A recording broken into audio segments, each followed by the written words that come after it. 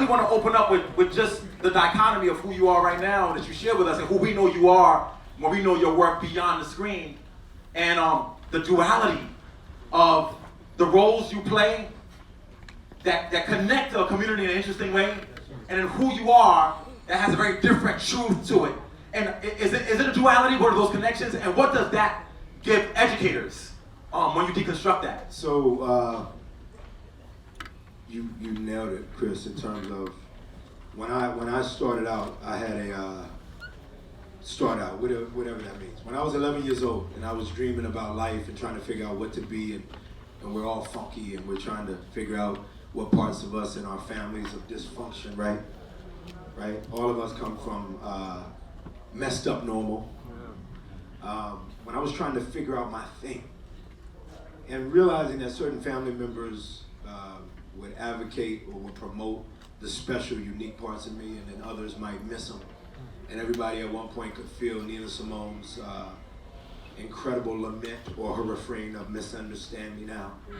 Because everybody at one point, everybody in here, teachers, we all know that as much as the kids and the students of life feel misunderstood, equally the teachers and adults around those kids oftentimes feel misunderstood.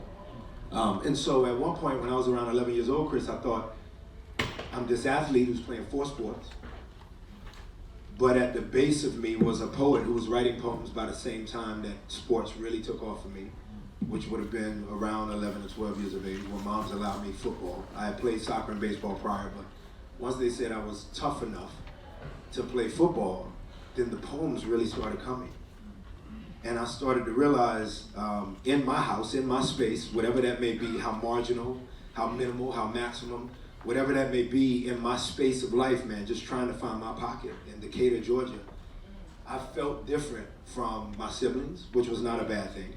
But maybe at one point I thought it was a bad thing. And I started realizing what made me really unique is I was a storyteller, simply. And then once you operatively make the word simply, then it becomes a lot more comforting to you to exist in whatever duality Chris so eloquently speaks of. I did feel like I was this dichotomous, complex individual who often was incapable of being understood in most rooms because there was just so much to me. And I realized it. I had a pops who would say, a 6'2", complexion of Derek Luke, while mama had the complexion of Jasmine Guy.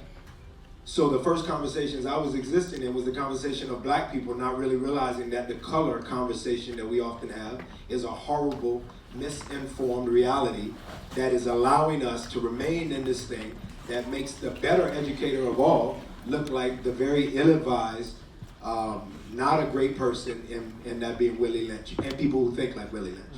So I grew up in a house that was a lot like that. I had a father who was 6'2" and dark skinned. I didn't have the complexes that a lot of dark skinned brothers had where they wanted to look like me. I had the one where I wanted to look like them. So it only added to the reality. Beauty to me was a dark, beautiful 6'2" black man who looked closer to that color black than I did to the color black. So in trying to figure that out, those poems started going more towards that identity of oneself. And in that, I started thinking, well, I can get out my anger and my frustrations, and I had all the teenage mess. I couldn't play Ghost if I didn't. I had all the crap, all the anger. I had a lot of fire, but I had a lot of anger. And I couldn't get it out just by writing, Chris. So I embraced the duality. I could get it out by trying to take somebody's head off on the football field. And then I could, run around the base paths of baseball and dribble up and down a basketball court or what have you. But in terms of the eloquence and the grace that grandparents were trying to teach me to always imbue a room with and to approach another human being with, that level of respect, that level of mercy, grace, acceptance, and forgiveness for them before you even know them. Just forgiving them. Grace, mercy, respect, and forgiveness.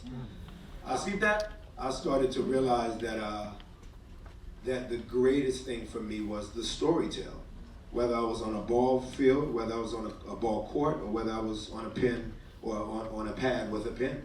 It was just really embracing storytelling. And so once I approached acting, which came after getting cut from the NFL, then I thought, all right, well, this will be the duality moment. I can actually bridge it all together. And I was telling my driver on the way over here, who is often really in my ear. He's not my driver on power, he's my driver in general.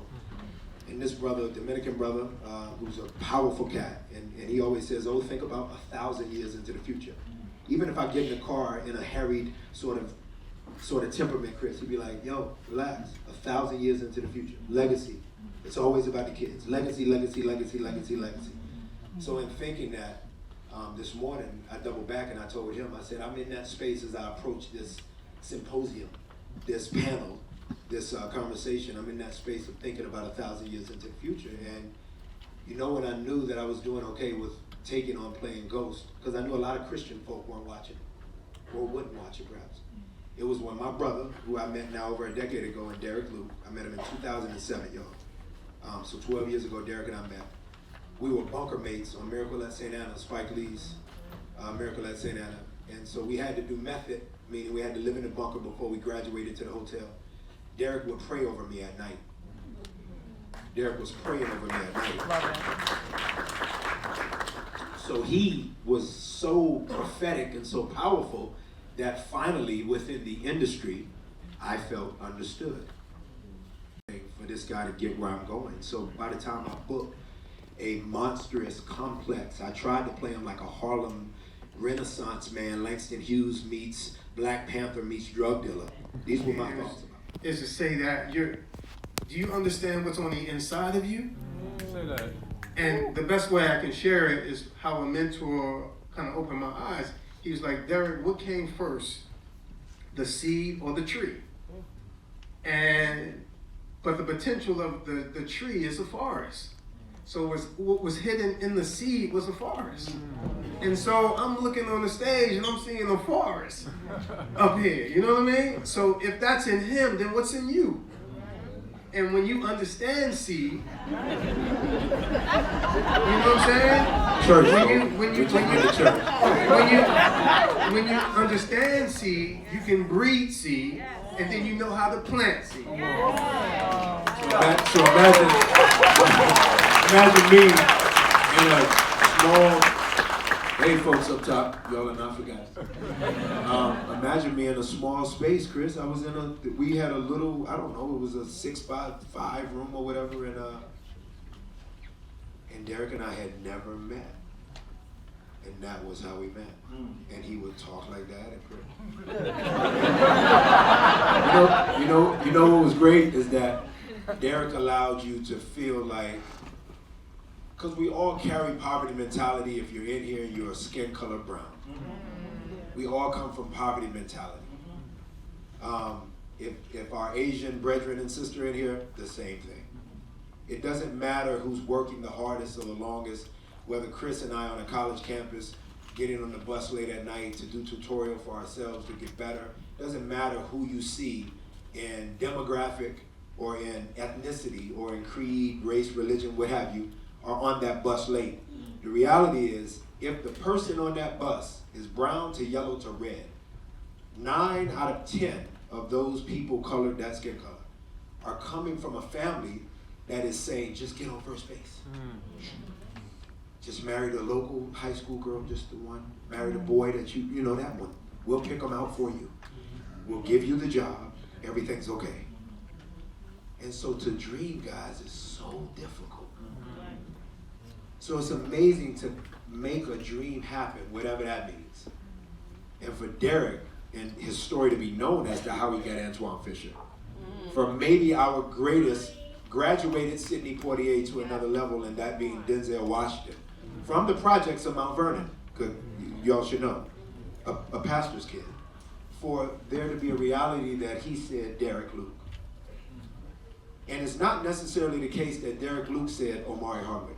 But you know what I realized? I started to feel safe in this community called my industry and called life, because Derek Luke was constantly saying Omari Hardwick. Omari Hardwick. It's not often just the peg, the initial peg. It's the one that taps you all the time. Derek texted me last night. I got off work at we're still shooting power. I got off work at I don't know, 12, something like that. Derek said, do not take your power and your gifts for granted. That was the text. Good night to you too, D. Don't let the bed bugs bite. He's just a different kind of cat. He's trying to. Yo, Listen, I have the text. I have the text here. Watch yourself. I want y'all to beef, but here's the thing I want us all to get out of this, because I knew this would be what this is. And I always want to connect it back to us as educators. Yo, you can do that for your young folks that you have. Yes. You teach them math, English, social studies, art, whatever you've been charged to teach, but you are teaching to the soul of that young person. They were in that bunk together, all performing a role. You got your role as teacher. He got his role as fellow actor. They're doing their role, and something said to him, be more than just a co-actor. Spike Lee is our director, who is hip hop. Create the conditions for it to happen for them babies. What we see here and are enamored by these brilliant gentlemen is an exemplar for what we need to do in the classroom.